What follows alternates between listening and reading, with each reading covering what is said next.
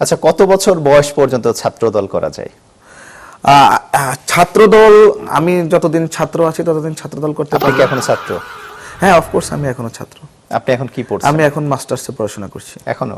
হ্যাঁ। আপনার 2005 সালে এসএসসি, সেই হিসাবে এখন যারা অনার্স মাস্টার্স আমার তো কিছু করার নেই, যে আমার তো কিছু করার নেই। আমার তো এখন আমি চাইলেও আমার সেই বয়স ফিরে পাবো না। আপনি ছাত্রদল না করে আপনাদের তো আরো অঙ্গ সংগঠন আছে দলের, আপনারা তো আপনাদের যে বয়স সেই বয়সে আপনারা সেই সংগঠনগুলোর নেতৃত্বে আপনারা যেতে পারেন। এই যে আপনাদের যে একটা বদনাম, প্রতিবারী কমিটি হয়েছিল, আঙ্কেল বা চাচুরা ছাত্রদল চালায়, এই তকমা থেকে কি আপনারা চান না যে মুক্ত হন? এই তকমা যারা বেশি সবচেয়ে দেয়, এই তকমা ছাত্র শিবিরের বর্তমান সভাপতির বয়স কত, তার সেশন তো সে তো আমারও সিনিয়র।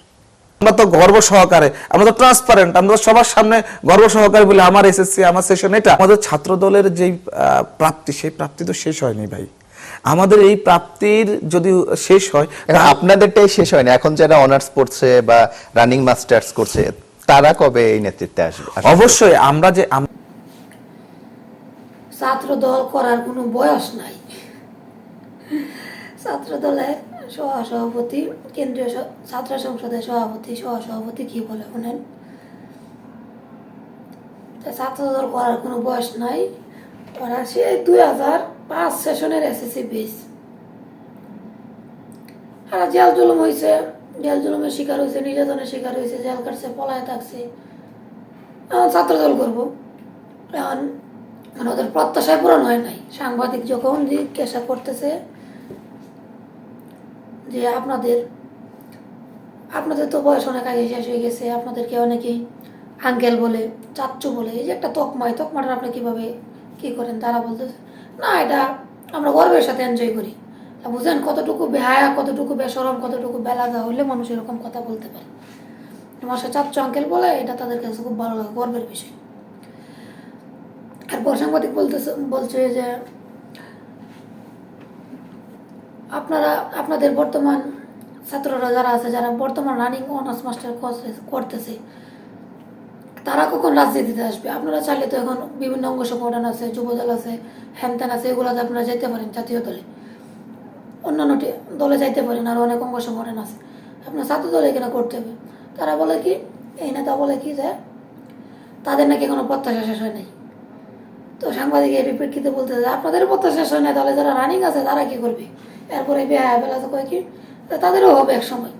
তারা ভাই তারা তো তোমার মতো আদৌ পায় না, তারা তো সারা জীবন ফেল করে একই সেশনে থাকবো না, একই ক্লাসে থাকবো না, তারা তো অনার্স মাসে কমপ্লিট করে বাইরে যাবো, তারা তোমার আশায় রাজনীতি বসে থাকবো না। তাদের রানিংভাবে অপরচুনিটি দিতে পারলে, তারা রানিং অবস্থায় থাকলে যদি তাদেরকে সুযোগ দেওয়া যায়, তারা কাজ করার মতো চেষ্টা করবে। আর যদি তোমার মতো, আমার মতো, তোমাদের মতো, আপনাদের মতো যদি এরকম লেজর ভিত্তিক হয়, এরকম মানে আদু ভাইরা হয়, চাচারা হয়, খালুরা, আঙ্কেলরা হয়, তাহলে এভাবে অনার্স মাস্টার সারা জীবন করে দেবে। অনেক ছাত্র দলের, ছাত্রলীগের প্রচুর সভাপতি, সহসভাপতি, নেতারা আছে যারা বিয়ে করে বউ বাচ্চা সবই আছে, অনার্স মাস্টার্স এক সেশনে সারা জীবন পড়ে যায়। পতিত স্বৈরাচার এর ছাত্রলীগ সভাপতি, সহসভাপতি সাদ্দাম ইনানের কথায় ধরেন, ওরা মানে আজীবনে কি শাসনেই রয়ে গেছে, সে 1961 সালে এসেছে। এরকম মেলা ছাত্র দলেও আছে। তা ভাই, তোমরা যদি এভাবে পরিবর্তন না হতে, তোমাদের নেতা তারেক রহমান দেশ কীভাবে পরিবর্তন করবে? তোমরা যদি আদৌ ভাই হয়ে একই ক্যাম্পাসে থাকতে চাও, শোষণ করতে চাও, তোমাদের প্রত্যাশা শেষ না হয়, তাহলে যারা ফিউচারে যারা আসবে, যারা বর্তমান আছে, তাদের কিভাবে প্রত্যাশা পূরণ হবে? তারা কীভাবে করবে? কার কাছ থেকে নেবে? প্রত্যাশা কীভাবে পূরণ করবে? আর ভাই, বিএনপির নেতাকর্মীদের, বিভিন্ন কর্মীদের কথা শুনলে মনে হয় মানে বাংলাদেশ মানে সব কিছু সুন্দর মতো চলতেছে। হ্যাঁ, চলতেছে, তাদের কাছে চলতেছে, তারা চলতে পারতেছে। যেমন জ্বালানির মধ্যে তেলমন্ত্রী, শামা ওবায়দ, পররাষ্ট্রমন্ত্রী, কোনো সংকট নাই দেশে, তেলের সংকট নাই। অথচ পান পাগলা দেওয়া যায় হাজার হাজার সিরিয়াল, ঘন্টার পর ঘন্টা, দিনের পর দিন লাইনে তারা দেখেও তারা তেল পায় না, গ্যাস পায় না, পেট্রোল পায় না। অথচ তাদের কাছে কোনো সিরিয়াল নাই, কোনো সংকট নাই।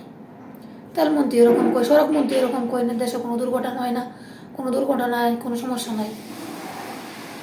গতকালকে আমি নিজে একজনের ট্রিটমেন্ট করে দিছি, রাস্তার পাশ থেকে কে বা কারা বাসের মধ্যে, চলন্ত বাসের মধ্যে ঢিল মারছে, ঢিল মারা মুরব্বী লোকের একবারে কান এটুকু ফাটা লাইছে। এই হলো দেশের অবস্থা। আর পেট্রোল পাম্পের কথা তেল পাম্পের কথা বললামই না, আপনারা নিজেরাই জানেন। শুধু তেল মন্ত্রীদের গাড়ি পাম্পে গেলে কোনো সিরিয়াল লাগে না, তাহলে সবাই সিরিয়ালে থাকতে হয়। এই হলো অবস্থা। তো বাংলাদেশের এরকম অবস্থা কবে উন্নত হবে, কবে ঠিক হবে, এটা বলার কোনো নাই, চুরি নাই। আমরা দোয়া করি, আশা করি, অতি শীঘ্রই এই সমস্যা সংকট হবে। আর এদের এই যে আদো বাইরের কথা, চাচাদের কথা, এগুলা যেন একটু লাগাম টাইনা বলে তারা, ঠিকঠাক করে কয়। কোথায় আদায়রা কথা কথা কয়ে যেন মানুষের মানে না হাসায়। সারা জীবন এক শেষ না থাইগা যদি কয় প্রত্যাশা শেষ না হয়েছে, তাহলে বর্তমান প্রত্যাশা কেমনে শেষ হবে?